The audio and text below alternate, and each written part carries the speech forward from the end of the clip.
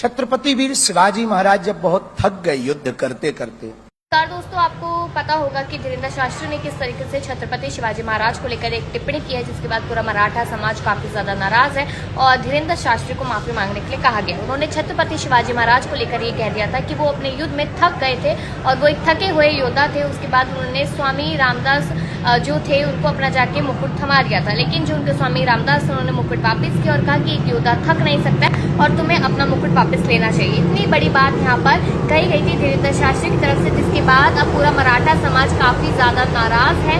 अब आप सोचिए कि योद्धा के लिए ऐसे शब्दों का इस्तेमाल करना क्या सही है? यहाँ पर सवाल तो बनता है। छत्रपति वीर शिवाजी महाराज जब बहुत थक गए युद्ध करते करते, उनको लगा कि हम थक गए, तो एक दिन स्वामी समर्थ रामदास जी के पास गए और उन्होंने अपना मुकुट उतारा और कहा कि हमने बहुत लड़ाइयां लड़ ली, बहुत युद्ध कर लिया, अब कृपा करो कि अब हमें बहुत लड़ना नहीं, अब एक बड़ी दया करो, ये मुकुट संभालो, आप ये राजपाट आप संभालो।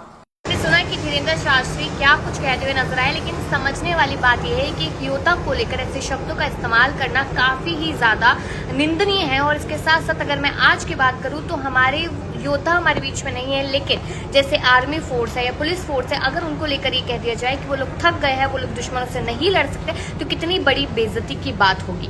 तो इस तरीके के जो बाबा लोग हैं वो ये तो कहते हैं कि अखंड भारत बनना चाहिए और हिंदू राष्ट्र बनना चाहिए, लेकिन जिन्होंने इस राष्ट्र को बनाने के लिए पूरी कोशिश की है, अपनी एड़ी से चोटी तक का जोर लगा दिया, उसके बाद भी ऐसी टिप्पणियां करते शर्मनाक है।